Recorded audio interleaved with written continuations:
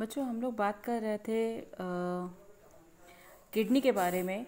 आप लोगों ने पूछा था कि मैम आर्टिफिशियल किडनीज़ के बारे में बताइए, किडनी का क्या रोल होता है और डायलिसिस क्या होता है। तो बच्चों किडनी जो होती है वो हमारी बॉडी में बहुत ही इम्पॉर्टेंट रोल प्ले करती है। Kidney plays very important role in our body. Kidney का रोल जो होता है बहुत ही इंपॉर्टेंट होता है हमारी बॉडी में।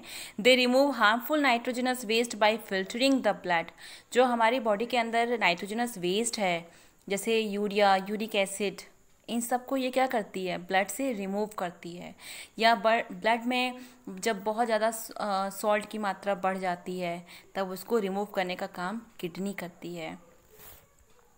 और इन किडनी का और क्या रोल होता है। किडनी जो होती है वो बीन शेप में होती है, मैंने आपको पहले ही बताया था।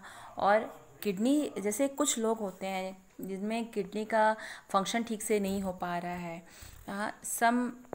In some people the activity of kidney is reduced or completely damaged due to several factors like infection, injuries or restricted blood flow. कुछ लोगों में अगर किडनी की एक्टिविटी ठीक से नहीं वर्क कर रही है या डैमेज हो गया है कुछ कारणों से, जैसे इन्फेक्शन हो गया या इंजरी हो गई है या ब्लड फ्लो नहीं हो पा रहा है, तब क्या होता है तो हमारी बॉडी के अंदर जो है बहुत सारी पॉइजनस वेस्टेज इकट्ठा होने लगती हैं जो हमारे लिए बहुत ही हार्मफुल होता है। यानी कि हमारा ब्लड जो होता है वो इम्प्योर हो जाता है और जब ये हमारी बॉडी के लिए बहुत ही हार्मफुल होंगी और इसकी वजह से हमारी मृत्यु भी हो सकती है। It may lead to death. और अगर किडनी फेलियर हो जाता है, in case of kidney failure and artificial kidney can be used. जब दोनों देखो, एक किडनी खराब होती है तो दूसरी किडनी वर्क करना शुरू करती है, लेकिन अगर दोनों किडनी खराब हो जाएंगी तब क्या होगा, तब जो है तब समस्याएं, तब प्रॉब्लम्स बढ़नी शुरू हो जाती है। क्योंकि हमारे जो ब्लड में सॉल्ट्स की मात्रा, नाइट्रोजनस वेस्टेज की मात्रा, ये सब बढ़ती जाती हैं, जिसकी वजह से पैर में स्वेलिंग आने लगती है, वॉमिटिंग आने लगती है और बहुत सारे जैसे नौशिया की प्रॉब्लम हो जाती है, बहुत सारी प्रॉब्लम्स हो जाती हैं। तो इन case of kidney failure and artificial kidney can be used. अगर किडनी फेलियर हो जा रहा है तब क्या होगा, तब आर्टिफिशियल किडनी यूज़ की जा सकती है। तो आर्टिफिशियल किडनी जो होती है वो क्या करती है, वो एक तरीके से डायलिसिस मशीन का काम करती है। जो हमारे अंदर की जो ब्लड के अंदर यूरिया और एक्सेस ऑफ सॉल्ट हैं, सॉल्ट की मात्रा है, उसको रिमूव करने का काम करती है।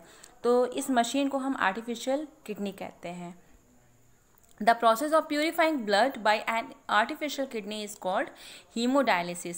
भाई ब्लड से हम क्या कर रहे हैं, ब्लड को प्यूरीफाई कर रहे हैं। तो ब्लड की प्यूरीफाई करने का जो प्रोसेस है आर्टिफिशियल किडनी के थ्रू, इसको हम हीमोडायलिसिस कहते हैं। इस पूरे प्रोसीजर को हीमोडायलिसिस कहते हैं। क्या मेथड होता है हीमोडायलिसिस का, मेथड देखते हैं। बच्चों एक चीज़ और जान लो, जो आर्टिफिशियल किडनी होती है उसमें they contains a number of tubes with a semi-permeable lining suspended in tank filled with dialysing fluid. This fluid resembles blood plasma in its content. It has the same osmotic pressure as blood. इसमें भी osmotic pressure होता है जैसे कि blood में होता है। और क्या है मेथड, इसमें क्या होता है कि जो मेन आर्टरी है, मेन आर्टरी को 0 डिग्री सेल्सियस पर की कूलिंग होने पर क्या करते हैं, पेशेंट से ब्लड को ले लिया जाता है and mixed with anticoagulant like heparin, और उसको एंटीकोगुलेंट के साथ मिक्स कर दिया जाता है। एंटीकोगुलेंट मतलब क्या होता है, जो कोगुलेट ना करे, यानी कि ब्लड को जमने से रोके। तो ब्लड को जमने से रोकने के लिए यहाँ पे क्या यूज़ हो रहा है, हेपेरिन यूज़ हो रहा है। ठीक, heparin works like a anticoagulant. Now blood is pumped into a dialysis machine. अब ब्लड को किस में पंप किया जाएगा, डायलिसिस मशीन में पंप किया जाएगा। अब ब्लड उसके जो ट्यूब्स होती हैं, डायलिसिस मशीन की ट्यूब्स होती हैं, उसके अंदर फ्लो करती हैं और वहाँ पर these tubes are suspended in dialysing fluid, dialysing fluid में सस्पेंड हो जाएंगी। When the blood flows through these tube nitrogenous wastage like, जब ब्लड इसके अंदर इन ट्यूब के अंदर से होकर गुजरेगा तो जो नाइट्रोजनस वेस्टेज हैं जैसे कि यूरिया है, यूरिक एसिड है, क्रिएटिनिन है, ये सब क्या होंगी, ये they diffuse out in dialyzing fluid into the patient.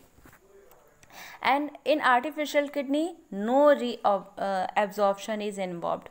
इसमें artificial जैसे जो मेन किडनी होती है, जो नेचुरल किडनी होती है, उसमें क्या होता है, रीएब्जॉर्प्शन होता है। बट यहाँ पर क्या हो रहा है, आर्टिफिशियल किडनी में रीएब्जॉर्प्शन नहीं होता है।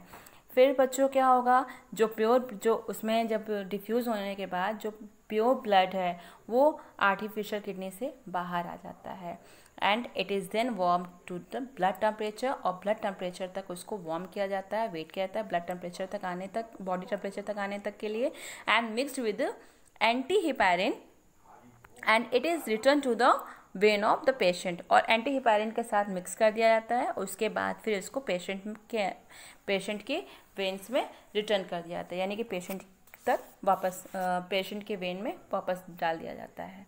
तो बच्चों हमने क्या देखा इसमें, मेथड क्या था डायलिसिस का, कि blood of the patient is taken out from main artery cool to 0 degree Celsius and mixed with anticoagulant like heparin. Now blood is pumped into a dialysis machine. Blood flows through tubes formed of semi-permeable membrane of cellophane. These tubes are suspended in a dialyzing fluid. When the blood flows through these tubes, nitrogenous wastes like urea, uric acid, creatinine, etc. diffuse out in dialyzing fluid into the patient. In artificial kidney, no reabsorption is involved. Pure blood comes out of artificial kidney. It is then warmed to body temperature and mixed with antiheparin and is returned to the vein of the patient, और patient को वापस मिल जाता है। तो बच्चों ये था आपका आज का टॉपिक जो कि आर्टिफिशियल किडनी पर बेस्ड था, जिसको हम हीमोडायलिसिस भी कहते हैं। जो आर्टिफिशियल किडनी होती है इसको हम हीमोडायलिसिस भी कहते हैं। और बच्चों इसको आप अच्छे से पढ़िएगा और ध्यान से इस वीडियो को देखिएगा, और अगर नहीं समझ में आता है तो आप कमेंट करके बताइएगा और मैं फिर से इसको समझाने की आपको कोशिश करूँगी। थैंक यू बच्चों, थैंक यू क्लास।